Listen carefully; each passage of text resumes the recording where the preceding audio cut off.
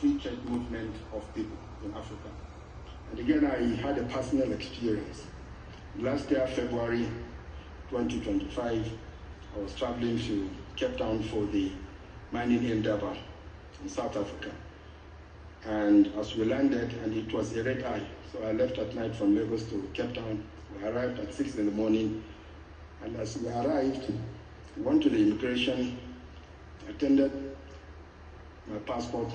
The immigration officer looked at it, and he was like, "Why is your visa?" And I said, "My visa is there." Unknown to me, my visa had expired the day before. And what happened?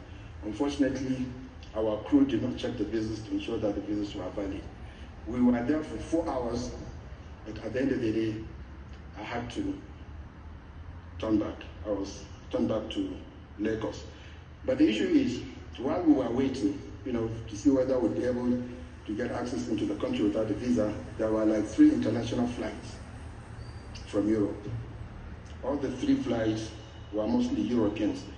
I was standing there by the immigration desk, and each and every passenger on those 3 flights went into Cape Town without any visa at all.